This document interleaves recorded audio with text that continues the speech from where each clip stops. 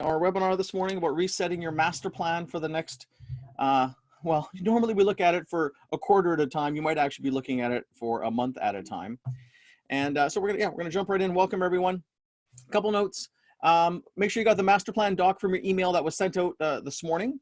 So you should have that. And secondly, we're going to use the Q&A forum to make sure that we are able to share comments here. I'm just going to check one thing.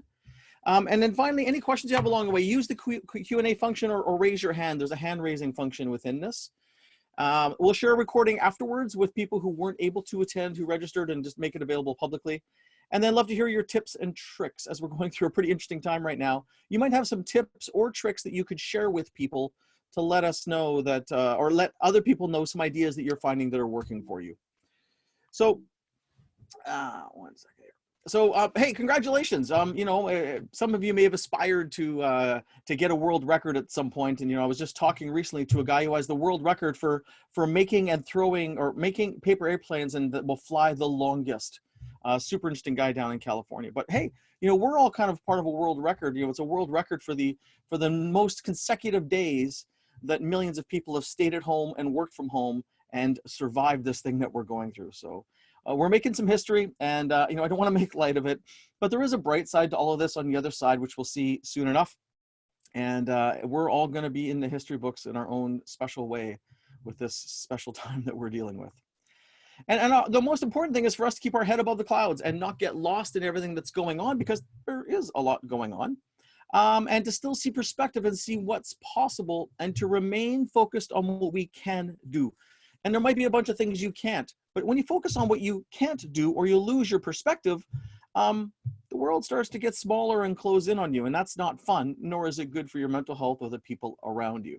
So in our session today, we're focusing on what we can do so we keep perspective and we keep moving forward. The world is not coming to the end, although it's a challenging time for many people. So, and I want to share just as a perspective, and this is some stuff that's part of my new book, but just as context for you, is around stress and growth. And a lot of times we think stress is bad. Stress is actually good for us, and it creates a lot of innovation and a lot of improvement in our world. And the key is we want the right amount of stress to put us up on our sweet spot, up there in the top. And that is the ideal place to be. Unfortunately, or fortunately, times like this, when things get a little bit more stressful than we like, it pushes us over the edge towards that burnout side of the curve, and sometimes meltdowns. Some people are having a tough time and will have. And we just want to be informed and have our focus in the right place so that we can stay in the best spot that we can. Now, that's the, you know, and as we grow and deal with bigger circumstances, we need to have a bigger sweet spot and be able to handle more stress and more pressure. Times like this are kind of like a crucible. They pressurize us more, and then we find our own strength and resilience that we didn't even know we had. And like you, I have a lot of faith in human beings, and we've accomplished a lot of great things in tough times. And usually some of the greatest achievements come from the greatest challenges or the greatest pains. So there's always that bright light in what's going on around us, and in the middle, it still just kind of hurts because the stress gets to us. The thing to remember keenly is that the stress is often in our mind and bigger than it is in reality. And there are real things happening around us, don't get me wrong. But sometimes our mind gets carried away with us. A little bit of that happened to me last week personally. And we get more stressed than we actually need to be. So, and that will throw us down into wanting to live a smaller life or have a smaller business or into burnout. So we just got to watch our brain and remember clearly we get what we focus on. So in the world of, you know, racing cars and motorcycles, which I have a passion for, wherever you look, you go. And in the world of goals, which we're talking about today, wherever you focus your energy, you tend to get more of. Just be super careful that you and the people around you aren't focusing too much on the negative energy or the problem. That's why I've scaled back dramatically how much time I spend watching or paying attention to the news, or reading the news generally. So just keep that in mind. Where your energy goes is what you get. And so in terms of goal setting, we want to make sure our energy is going to things that make a difference and make us feel better in the right mindset. So the root of it all, and one of the key points of my book when I wrote this a while ago, is that there's no in between with leadership or taking on big challenges. Either it slowly destroys your life or it forces you to get stronger. And we don't like the forcing to get stronger sometimes, but it is good for us in the end, which again, I believe many people are learning new skills and again, finding more of their resilience that in some cases they didn't know that they had, and they surprised themselves. So I welcome you to be surprised by your resilience. And there's been people in history who haven't been able to bounce back from the pain of their challenges. And I've been curious about them. Why do some of these people thrive and others burn out or fade away? And I've seen it with CEOs we work with. And even right now, some of the executives we're working with, we're having daily conversations with key people just to help them keep their head out of the clouds and deal with the stress and pressure around them. And I encourage you to make sure that you have daily conversations with the people you care about, whether it's family or friends or people in work, just to stay in sync. It's one of the webinars I'll do later is the value of daily meetings in business. And I also believe in families too. So what I want to get to is this whole thing of this work-life balance, which is a bit out of whack right now for some people. And it's a false thing. The root in the middle is the self and you. And that's the root of the book, Your Oxygen Mask. And that we've got these things called work and life to get crazy, which this is how some people might be feeling right now. And we tend to self-sacrifice to the point where our commitment exceeds our capability and we get crushed because we don't have enough strength to handle what's happening in work and life. And we end up bringing a mediocre version of ourselves to our friends and family, which is not great. And we don't feel great, nobody wins. And the idea of this is that's when we have these meltdowns and get into a mess where we don't take good enough care of ourselves. I am focusing right now more than ever on making sure I get at least 8 hours sleep. Sometimes the stressful stuff around me makes it harder to sleep, but I'm getting at least 8 hours laying in bed resting, and I'm getting my exercise every day, and I'm writing every day, because those are the things that make the difference for me, plus talking to some of my friends and family. So the idea here is to make sure that you carve out the time you need for yourself, and that's the whole example in the tool that we're going to work on today, is that people often self-sacrifice too much, and then they wonder why they're grumpy or angry or tired or sick. It's because self-sacrifice is self-sabotage. It's dangerous. Remember that. Self-sacrifice is almost like self-sabotage, although often unintentional. Kind of like that line. That just popped in my head. I'm going to remember that. Self-sacrifice, it's like self-sabotage.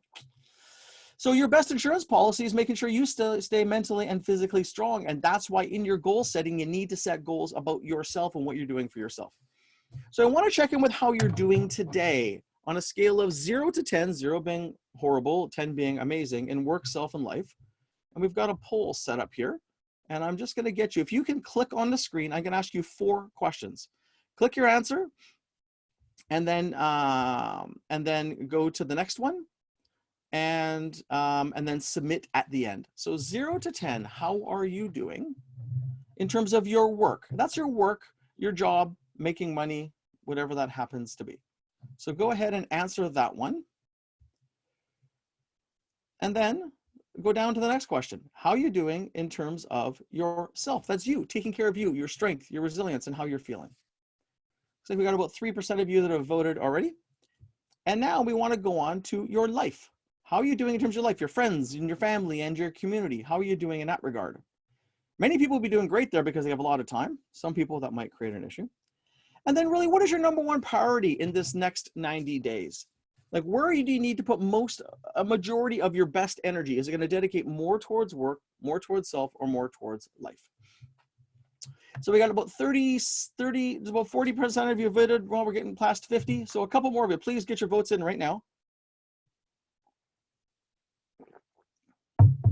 Very interesting.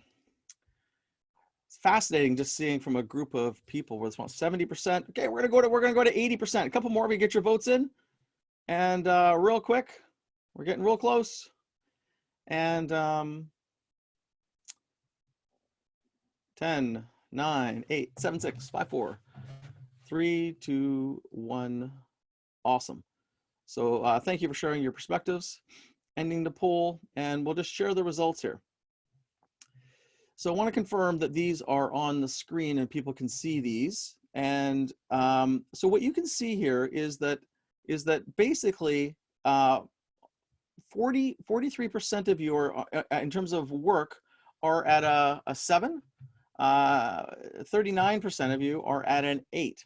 So a majority of people are 6, 7, 8, a little bit 4% at 4. So reasonably well. In terms of self, you can see it's spread out a bit more. People are ranging between 4 and a 10. Most people averaging a 7, which is understanding more stress and pressure right now. And in terms of life, people are ranging again, kind of from a 4 to a 10.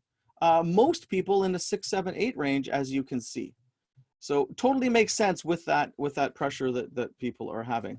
And then your main priorities next 90 days, work and self, and a little bit of life. And I'm really glad to see the self there, because that's where we need to be to do our best work.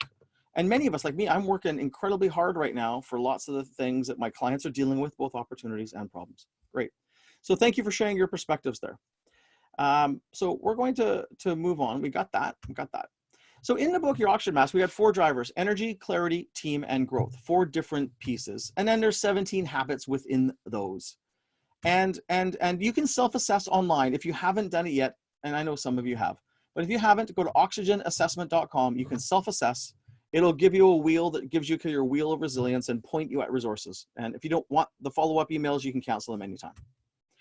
So things I want to get in your brain: the forgetting work-life balance, as we talked about, and doubling your resilience, making sure you stay strong, we'll be talking about today.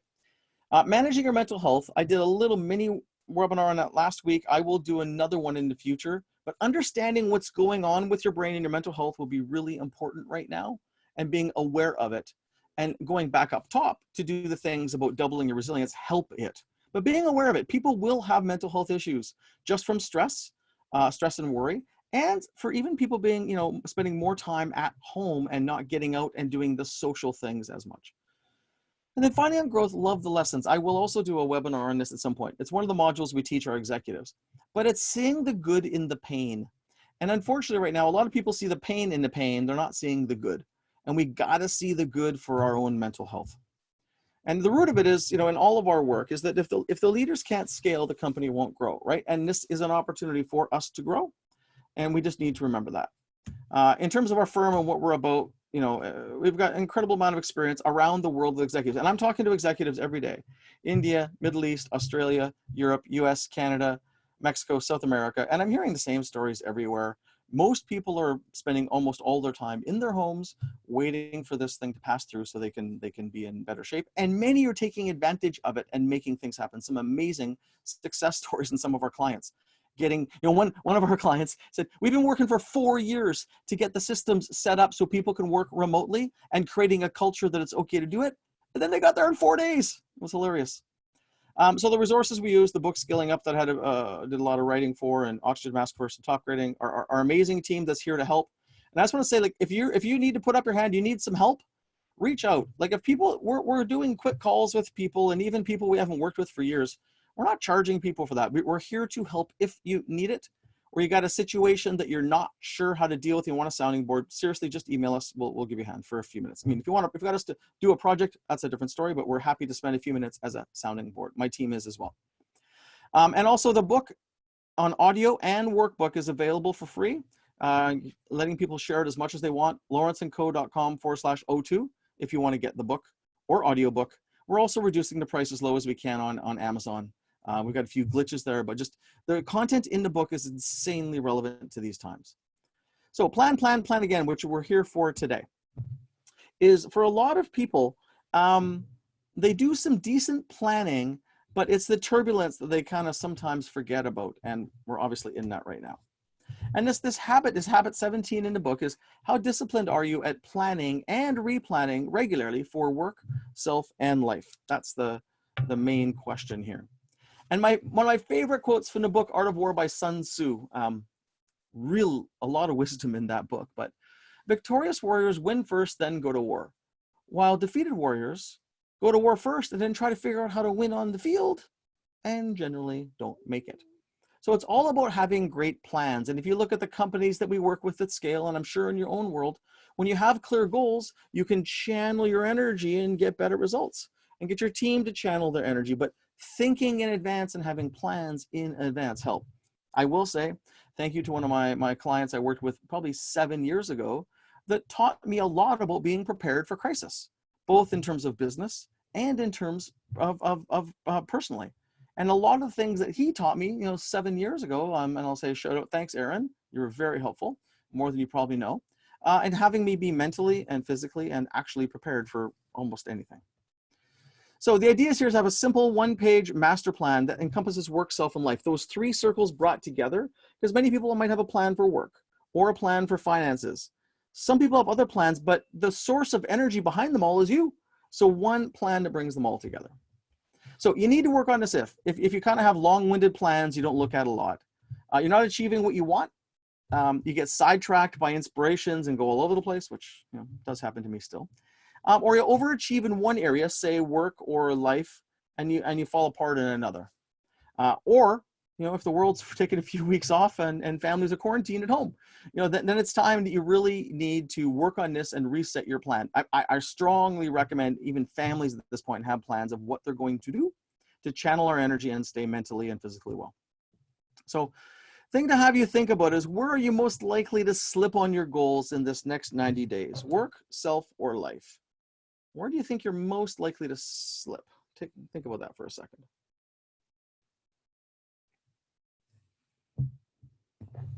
I know for me, I don't think I am going to, although my kids are, I was late yesterday getting to spend some time with them and you're trying to stick up with the work demands with everything that's going on. I'm being very conscious of all three and trying to manage them all. It's not easy right now, but we're working on it. So the idea is to take the time to plan through this stuff and to know what's in it for you initially so you stay strong. And there's a lot of things you could focus on. Things get crazy like this picture when we're in a mode like this and people get scattered, and then the high energy things get done, but the most important things don't. And we're trying to figure out what those most important things are in this mess of things we could focus on. And that's the priority for a lot of people. So we've got this master plan that has a column for work, self, and life goals. You do reflection, and then you come up with your annual version of your plan. I'll show it to you, but we're going to do reflecting and rebuilding your quarterly plan. And then it goes into a quarter plan, and then we reflect at the end of the quarter, which we will do today, and then you go set your plan for the next quarter. So that's what we're doing. We're reflecting and going back to the next one. And then you keep doing that. At the end of the year, you restart. And the idea is winning consistently requires a discipline to plan again. It's not rocket science, but it's a discipline. So the annual review is simple. You have the three columns, work, self, and life, and you go through accomplishments, challenges, lessons. How did you allocate your energy? We call it passion ratios. What would have been better? And then how would you do the year differently? Straightforward. We'll do a similar one for the quarter. And then the annual plan is just getting you to think bigger and exploding your mind and looking up to possibilities. Simple document. And at the top is some guiding principles you need to stick to. And then there's things that are the ultimate in your lifetime. We updated it this year to be focused on 2030, and then 2022, 3 years down the road in 2020. Now, some of you can be saying, why would you even be thinking about 20 years down the road, 30 years down the road, 3 years down the road? We got short-term stuff to deal with. And that's the question I would like to ask you. So in your Q&A tab, what is the value of long-term thinking right now? Like, what is the value of really thinking about things that are 1 year, 3 years, or 10 years in the future? So take a second and write a couple comments in. What is the value of this long-term thinking right now? A little bit of it, 5-10% of your time. For the CEOs in the group, probably 20-30% of your time. Any ideas on what the value of that is? So I'll tell you what I see is it helps us to be reminded that there's fire above. There's calm beyond the fire, or there's a bright light at the end of the tunnel. It's just seeing that, reminding ourselves that there is a great future ahead of us, and some people get lost in this. So we got a comment here from Tim. Keeps me motivated on a goal and reminds me of why. Absolutely. Aaron's saying there may be things you need to do today to get the journey started. Yes. The journey still continues. We still have long-term things we want to do. It doesn't stop. The plans just change a bit, or the energy might shift a bit more short-term. And then Kelly says is keeping my eye on my career aspirations and not letting go of my goal. Yeah, I think it's like a safety line you can hold on to in the storm. It's something that makes you feel safer or more secure. It's kind of like holding onto the armrest in the airplane in the turbulence. It's something that reminds you that things will be okay in the future. And I think sometimes people get so caught up in the short term, I think it's really dangerous for your mental health. Dan says, make sure we're still pushing forward and not focused on just what is happening directly around you. Yes. The other thing is, it's helping you to stay above the drama. There's a lot of drama out there, a lot, and some of it's factual and some of it's not. But it just keeps you up, keeps your head above those clouds like I showed you in that picture. Thanks for your comments, people. And so the idea of this is long-term where you want to go. We're not going to go into this. You should do it if you haven't done it yet, or work with your coach on this, or work with your partner on this. But the ultimate in your lifetime for work, self, and life, 2030, what do you want it to look like? 2022, 2020, what do you want it to look like, and how much of your energy do you want to allocate? Just recrystallizing your plan. I'm going to go through, I haven't done it yet.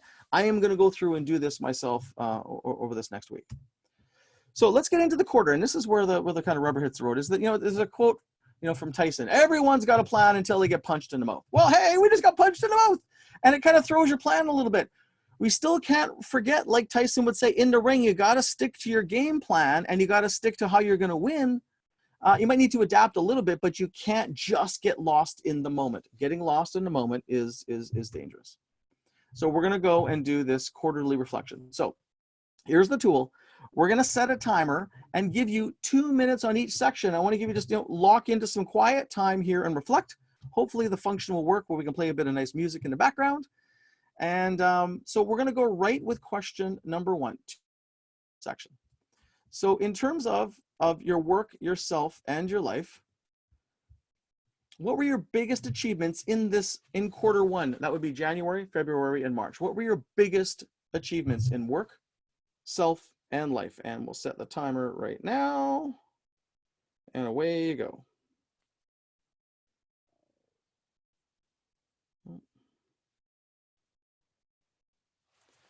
Now, let me see if I can play some music for you.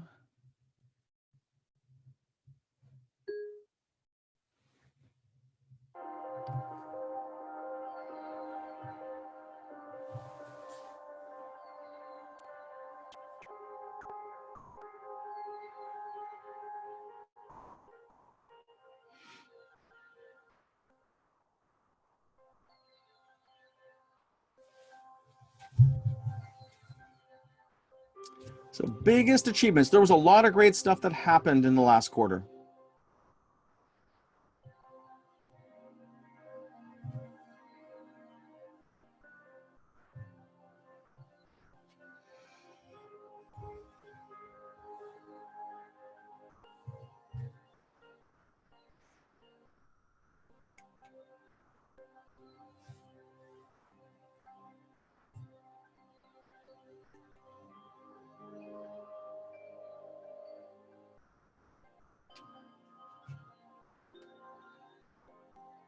Okay, another 30 seconds for you.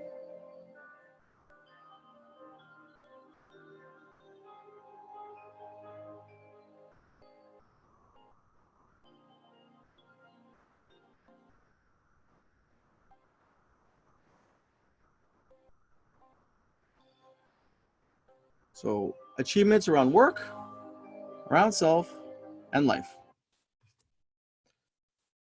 All right, let's go to the next one.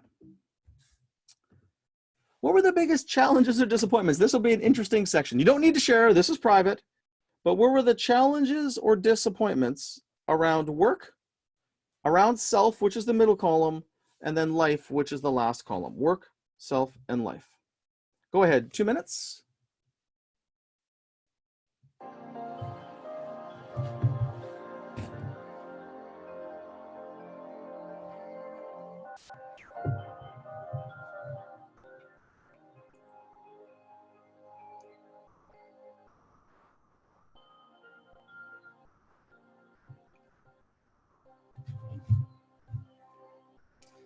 So biggest challenges or disappointments. It's okay to vent a bit here. Don't have to be all Mr. or Miss super positive in this scenario.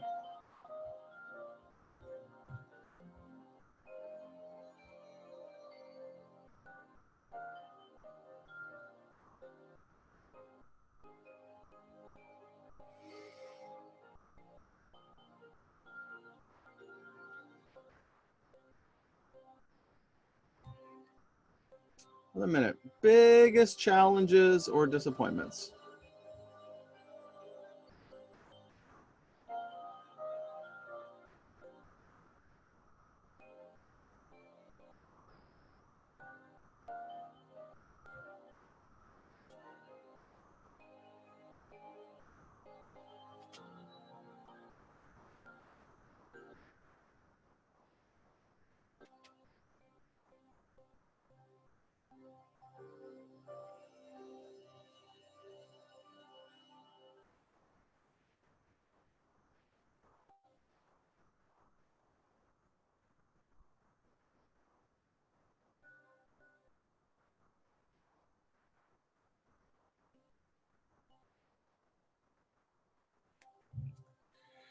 Okay, we're almost at time. 10 seconds left.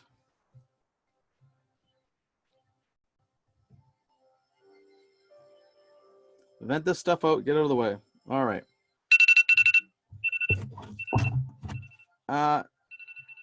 Next one. How much of your energy, and you probably only need a minute on this one. So passion ratios is your best energy and how you allocate it to different situations. So how much of your passion ratio did you invest in Q1 to work, 1 second here, to work, to self, and to life? What percent went to work, self, and life out of the 100% of your best energy you had? And then what would have been ideal, if you could redo it, which you can't, but what would be ideal for you to have, and maybe you did it ideal, but what would have been ideal knowing how last quarter went? What percentage of your best energy would have went to work, to self, and to life? Take 1 minute to think about that.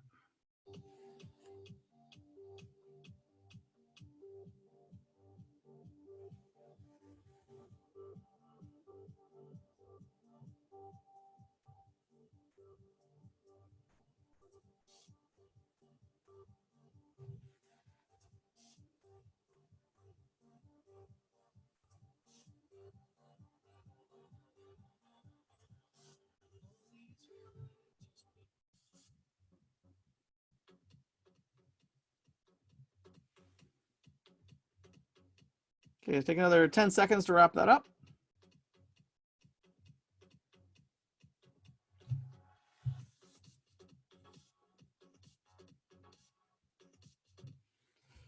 Great. Next section. So what do you need to stop or start doing with this reflection in mind to be on track with your annual goals and what you want to make happen this year? And a bunch of stuff's got shaken up a little bit. That's totally fine. But what do you need to start or stop doing in each of those things, in work, in self, or in life, that would make sense from based on what you know today? Start or stop doing. And I'd like you to try and fill up every box. And it doesn't matter whether it's a start or stop, or they're all starts, they're all stops, doesn't matter. So take 2 minutes there to reflect on that, which you start or stop doing.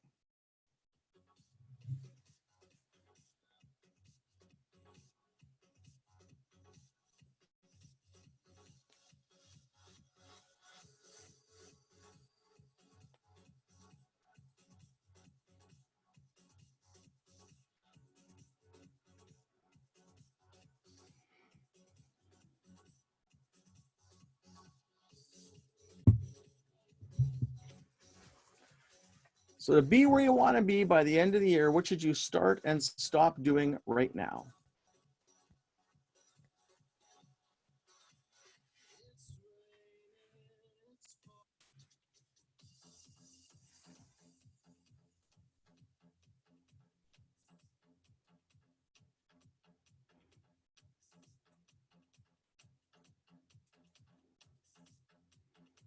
Got about another minute left. What should you start or stop doing if you were super serious about what you wanted to achieve?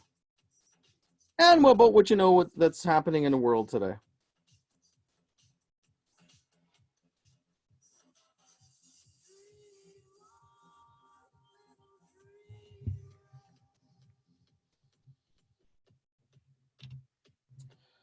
Okay. What else would you start or stop doing? Work, self, life. We'll give you another 30 seconds. And then we'll get into the most important part.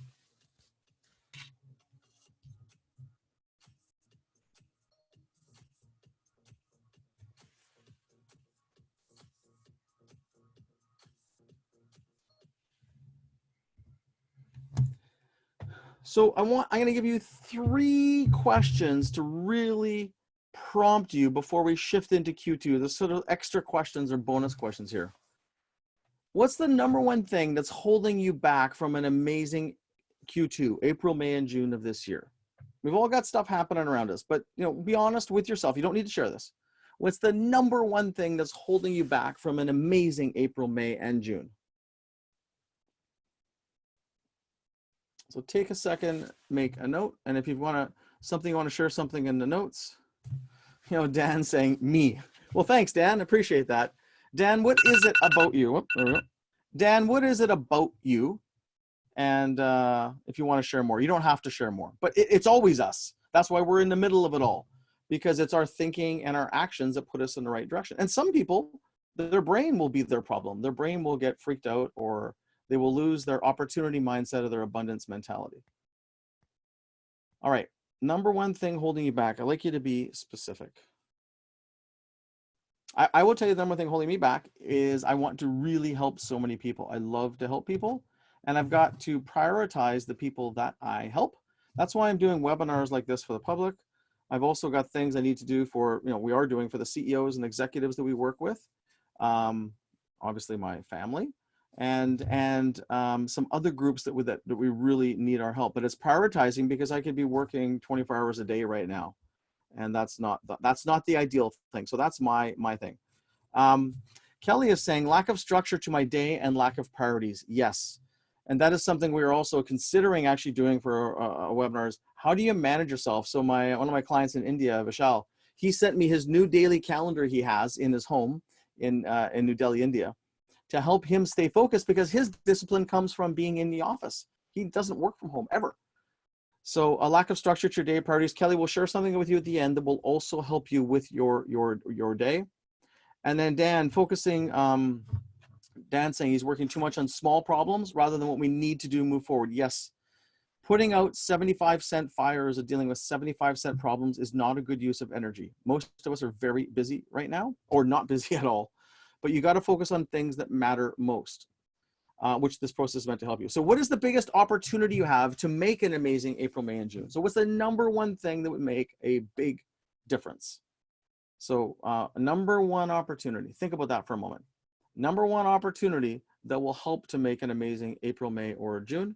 If you want to make a note in the Q&A there and share it, I'll share those with the group. Number one opportunity. Take 30 seconds and think about that.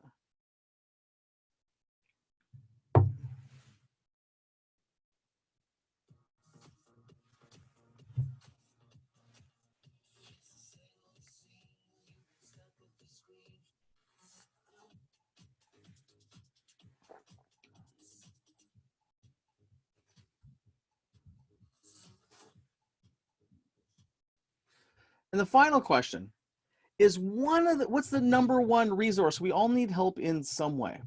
What's the number one resource you could tap into for an amazing April, May, or June? So what's resources that are available to you that could help you to maximize it? And we all have different strengths and different glitches, as I like to call them. But what's the thing that you already have access to that could help you the most? And whether it's an accountability partner to stay focused on the most important things, or someone to help you clarify a plan or solve a problem, or a great team you already have around you that maybe you're going to meet daily, or if you do daily, you might meet twice a day. I don't know. By the way, daily meetings are an insanely valuable tool right now, as I mentioned earlier. But what's the number one resource you could take advantage of? Take a minute and think about that right now.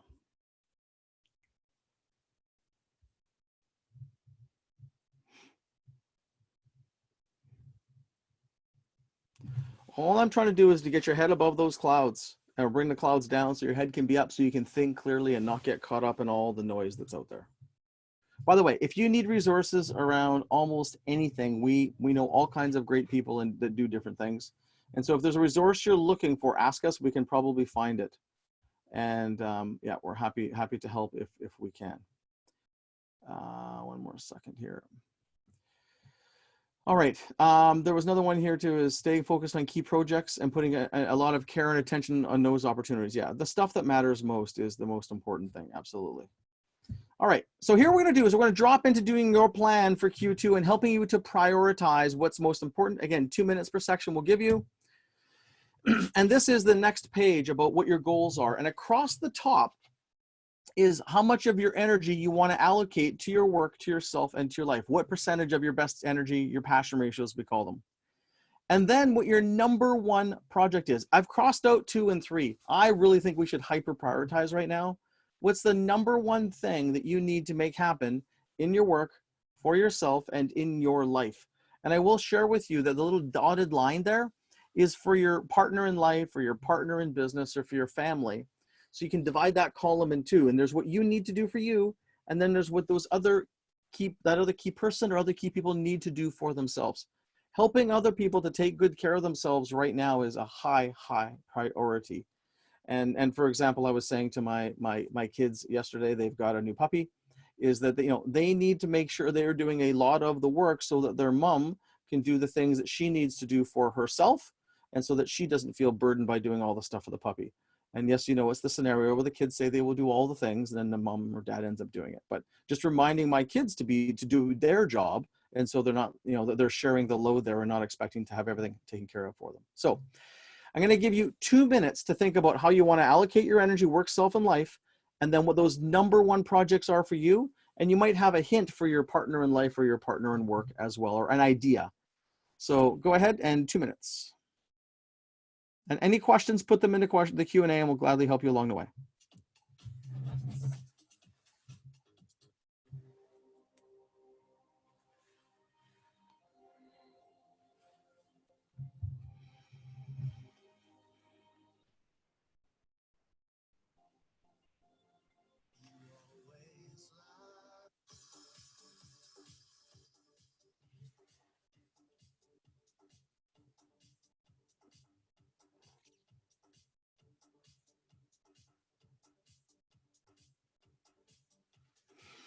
So how much of your energy do you want to go to each of those areas? And what's the single most important thing that makes the biggest impact? Work, self, or life? And for yourself, it might just be staying mentally and physically healthy. It could be. And that might be your number one. Mine is to exercise and write every day, because that puts me in the right place. It's simple. It doesn't have to be complicated.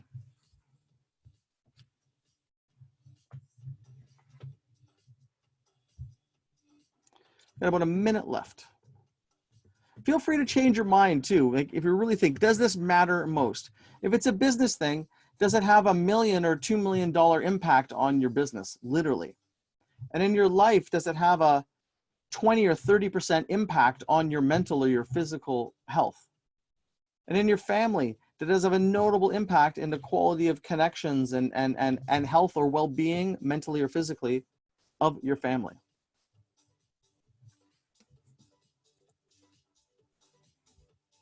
By the way, in my family, I'm trying to think of what are the things I can do with my kids to be some projects. Maybe it's my son and I, I'm thinking maybe we learn to master chess. Normally we go-karting and stuff like that. But what are the things that would be number one priorities there for you? Knowing this will probably be this could be one of the best quarters you ever had, but it likely is one of the more challenging ones, at least a challenging month in April. Let's see. A couple seconds left. So now that you've got that, other projects, if you have them, you can list them, but I want you to be on your number one. We've talked about the mine and yours and what's important for your partner in life or in work, or, somebody, else important in your life you want to support to take really good care of themselves. So it's not just about you. And then what I want to go now is to the section called Toads. There's a chapter on the book. This is basically mental spring cleaning. And for a lot of people right now, they're cleaning out cupboards, cleaning out closets, cleaning out garages because they got some extra time at home, cleaning up their yard. But I'd like you to think about, these are the things you procrastinate, and you think about them 3, 5, 7 times, and they're always in the back of your brain, burning up bandwidth, kind of like having an extra program running on your phone or your computer. The idea of these toads is they're low value things that are low value and not strategic, but they do burn a lot of bandwidth. So this could be a scratch on your car, or a tire that keeps leaking air, or it could be a squeaky door, or something that doesn't work right in your house or your office, or a program that keeps glitching on your computer, or maybe you don't know how to do something on your computer. It could be a will, any sort of legal agreement, a book you want to finish, a book you want to return, a book you want to borrow, a book someone gave to you, you want to get back, whatever it happens to be. Doctor, dentist, all these little things that are easy to slide off to the side, but they can create an incredible amount of stress. One of the great things to do is just to even purge a whole bunch of things in your world and free up space. So I'd like you to think about, I'm going to give you just a minute on this one only. What are the toads that you have in work, self, and life? And I'd like you to kind of double down on each box and put a few extra ones. It's a good time to clean up and get some of this stuff out of the way. And as Churchill says, don't waste a good crisis. So let's put this extra energy some people have to good use. What are those toads you got to clean up? I'll give you 1 minute.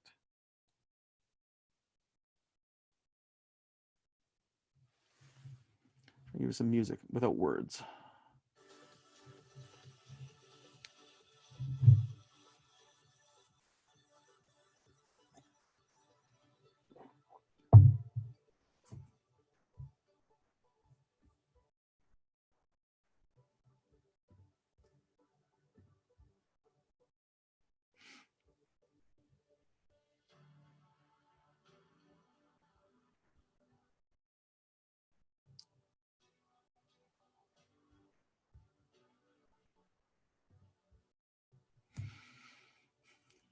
Little things, and maybe if it's you and your family, maybe it's stuff that your kids need to get done or your partner needs to get done.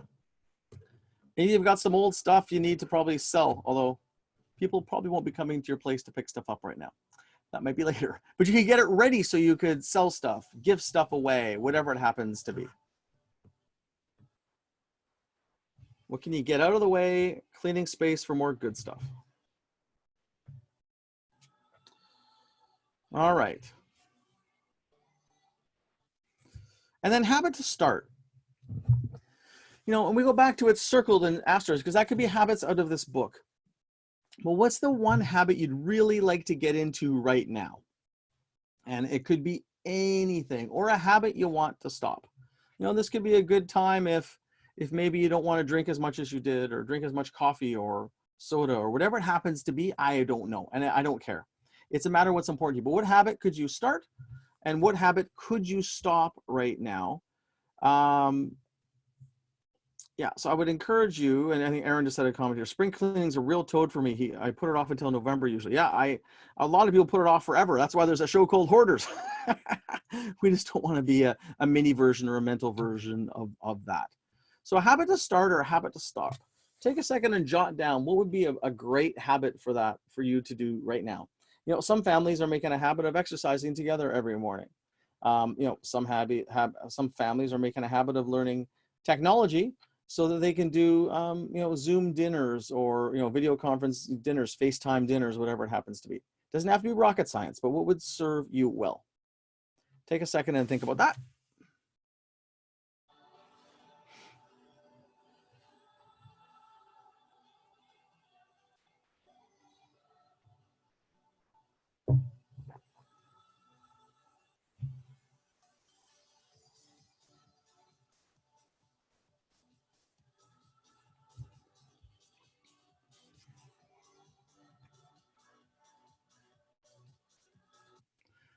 And then around the stop, you can also think, what are the things that you do that just pull you down? Like I am minimizing the time I read the news. I still want to stay in touch, just not as much, because the more I pay attention to it, it seems to be, it creates more stress for me.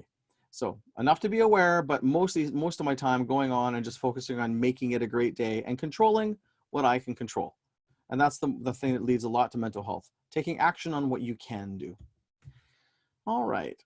And then what are you going to do about it this week? So, you know, the quarter starts next week, but what actions can you take to get some of these goals going now? What appointment could you book? Because you can do a lot of things virtually.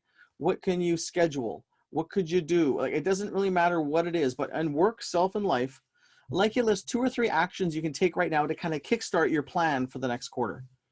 So take 2 minutes. I'm doing for time. Yeah, 2 minutes and think about that. What can you do to take action on this stuff today? Send an email, send a text, book an appointment, do some research, ask somebody to help you. Doesn't matter what it is.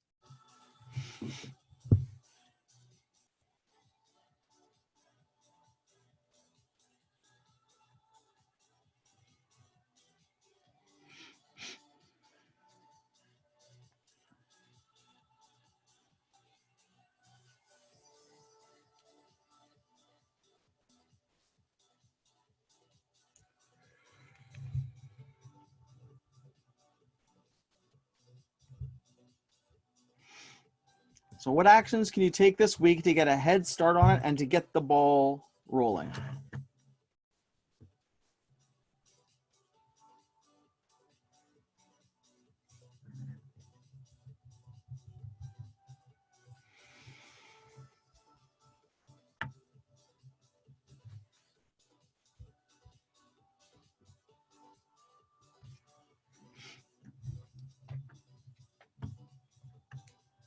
So most important things you can do to help move some of these goals ahead, and really have you think of how can you get other people to help, or maybe how could you help other people?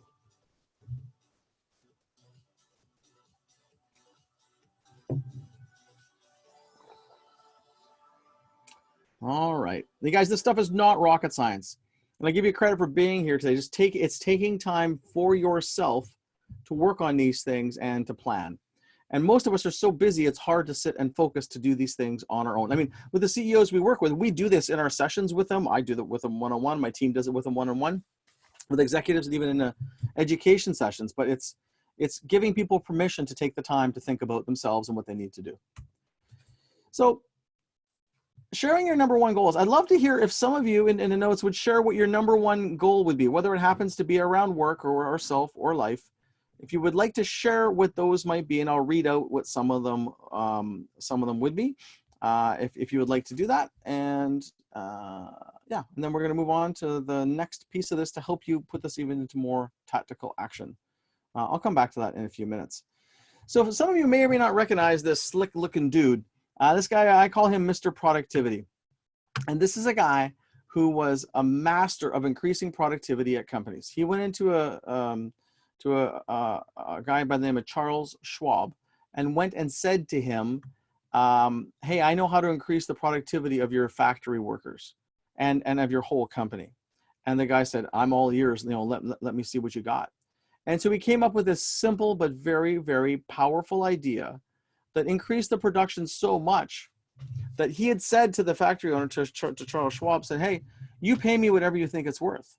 And this guy paid him equivalent in Canadian dollars of about $400,000 in today's dollars for, literally a few minutes or a few hours of work, because this idea worked so well. And in my own experience with this idea, it makes or breaks my productivity.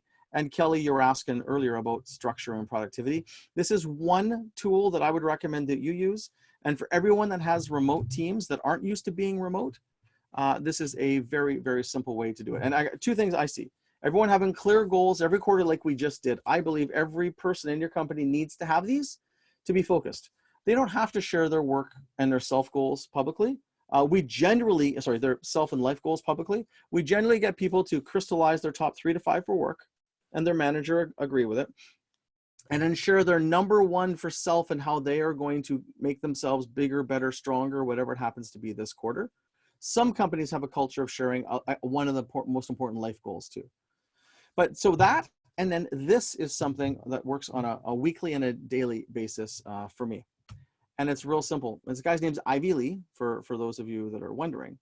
But he basically said to Charles Schwab, said, all you got to get your people to do, and they didn't have Post-it notes back then, but to write down on a piece of paper before they leave that day's work, what the top 6 things to get done tomorrow are in order of priority. And when they come in, they work on number 1, and then they don't do anything else until they get to number 2, and then do anything else until they get to number 3, and go all with your 6.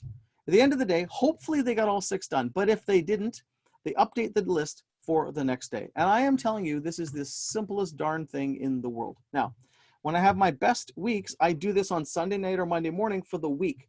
I break it down into work, self, and life, those 3 categories. And then I do the same thing every day, work, self, and life. And I generally do 6 a day, 2 work, 2 self, 2 life, plus or minus. I'm not a super stickler for having it being exact. But it helps to prioritize what counts most instead of all the noise you could get sucked into. And most of the noise, when Dan talked about too much on small problems, most of the noise is stuff that can be ignored. Well, there's a few high value things that really, really matter most. So that is a very simple thing. Now, a comment here from Kelly, begin a relationship with a coachee. Yes, that is a great way to help and be supportive to other people in your organization during this time. And there was someone else, daily yoga practice, something I wrote about. I started actually a daily perspectives newsletter just to share tips around work, self, and life, and a bit of laughter. But daily yoga practice, for years I've done something, a guy called Yoga with Tim. It's a yoga video. The guy's really good. He's got this nice soothing voice that relaxes you. He's a great teacher on video, 20 to 30 minute video classes. But you can do that without leaving your home. And obviously there's lots of mental benefits aside from the physical obvious benefits, but there's a lot of mental benefits to yoga as well. Again, doing whatever works for you. But this top 6 priority list is a great way to stay grounded in what you need to do about your goals. And you should always look back to your goals. So I'd like to give you a second right now to write down, don't need to share, but write down what are your top 6 goals for today. What are they in order, 1 to 6? I have mine written down. Getting prepared for this and doing a good job on this is one. I hope I've made it valuable for you. But I got another list of things I've got to get through today. In addition to, spending the afternoon with my kids today because it's spring break. I'm not even supposed to be working. Yeah. So take a second and write your top 6. I'll play some music for you. Give you 2 minutes to do that.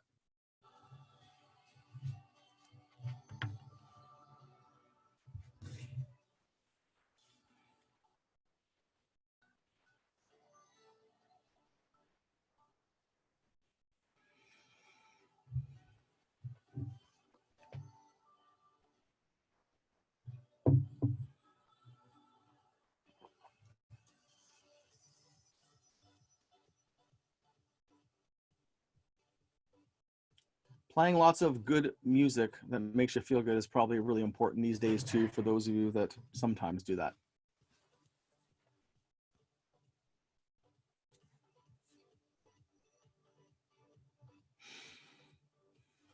So most important things you got to get done. I recommend 2 for work, 2 for self, 2 for life. You notice at the top of the list is a toad. When you read that chapter in a book, you can learn more, but it's one of the most important things you can do is to do the ugliest thing you got to do first thing in the morning, and it frees up your energy the rest of the day. It's insanely impactful to do that. So do the ugliest thing first. All right, a couple more minutes and we will wrap up.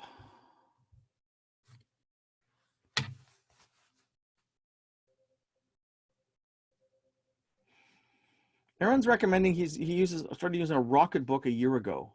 It's a great choice for a weekly and daily checklist. Whiteboard notebook. Aaron, I think you may have shared that with me before, but can you send me a picture of it when you got a chance? I'm curious about that. Thanks, Aaron. Okay. So if you have any questions or there's anything you want to ask, I will hang on for a few minutes. I will stop the recording and hang on for a few minutes afterwards in case anyone has some one-on-one questions they want to ask, and I'll open up and we can speak together. So final thoughts. Your achievements, I'm just going to turn the music off there so you can hear me crystal clear. Your achievements will be greater and you'll enjoy your life more if you make proper planning and replanning and annual and quarterly discipline. You might even go to monthly right now with all the stuff going on, but staying aware of all the things you need to do and prioritizing so you don't get lost in and get your head stuck in those clouds. You want to stay like this. And the gravity of growth, the stress of the situations that we're in you're going to get people to think I need to live a smaller, simpler life or business, or the burnout's going to get them and they're going to get mentally cooked and not make good decisions. And happened to one of the executives we worked with this week. Great guy, just the stress really, really got to him, and we need to help him to recover from that. And then some people get really stressed out and it really gets to them. And we got to make sure that we take good care of ourselves. That's the key element. Taking good care of us makes us stronger and more resilient, and we can make better choices. And when we make better choices, things get better, no matter what the circumstance is. Humans are resilient. We always find our way through things. We just have to have our head clear to do that. And we got to keep planning and replanning, taking the time to do it, not getting lost in all the noise and focusing on what matters most. This system works really well because it integrates work, self, and life into one simple system. Thinking bigger, mine and yours for people you care about. Make sure the people you care about are taking very good care of themselves, and not just the elderly, obviously the elderly, but the other people. Exercise, taking care of yourself, body, mind, and spirit are the key. We need to do things for each of those areas. Stay focused on what matters most. And when you do things and you feel in control, you always feel better. Raise your hand. If you need help, let us know. We'll gladly point you in the right direction. If you need a resource or an idea, whatever it happens to be, we'll be offering lots more stuff through our newsletter to help in our way. The book and audiobook are available for you for free, and share it as widely as you want. So action plan.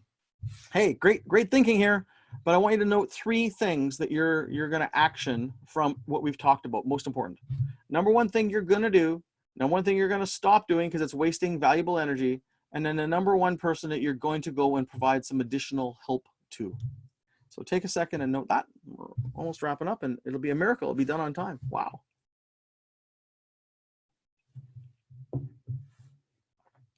So number one thing you're going to do, number one thing you're going to stop, and number one person you're going to help.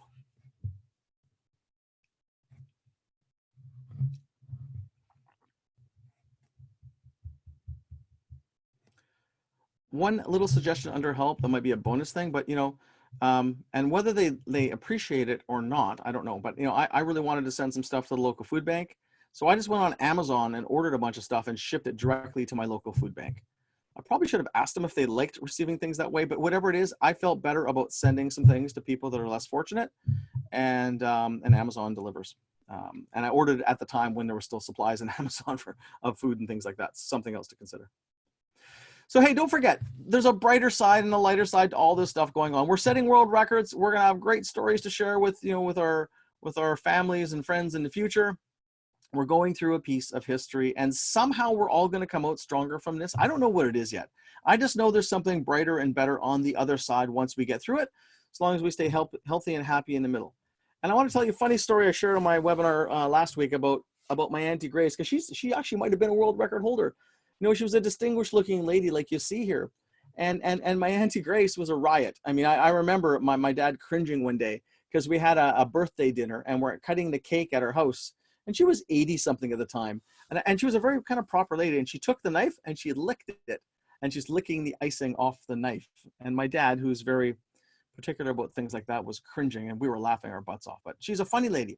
But what we found out about my Auntie Grace is that she might be a world record holder for crashing the most weddings for someone over the age of 80. We found out at my sister's wedding that my aunt was on a blacklist in some of the most beautiful heritage homes in a city called New Westminster, because she was always going and crashing weddings and funerals. Turns out on Sunday, my Auntie Grace and Saturday liked to get dressed up, and she figured out if she wandered around town, she can get some great lunch, and she can make some new friends and have some great conversation. And she was single since her 50s because her husband passed away. So that was a way that, she lived her life and found a way to have fun.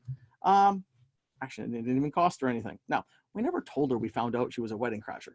But I think it's kind of a funny story about people continuing to live their life and have a great time. And it is one of my favorite quotes. This is above my desk, and from the crazy Hunter S. Thompson, the crazy writer. Because life should not be a journey to the grave with the intention of arriving safely in a pretty and well-preserved body, but to rather skid and broadside in a cloud of smoke, thoroughly used up, totally worn out, and loudly proclaiming, wow, what a ride.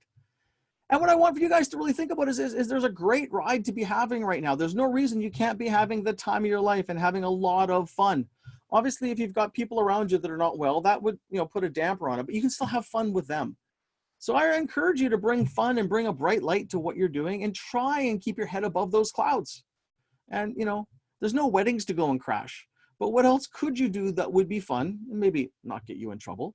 But what are some things that you can do that would be fun, both at work, for yourself and your own spirit, and in your life? All right. Have a great rest of the day, you guys. Thank you for your time. I will hang on for any questions if you have any that I can help you with, or just send us a note and we will help you. All the best. Be well.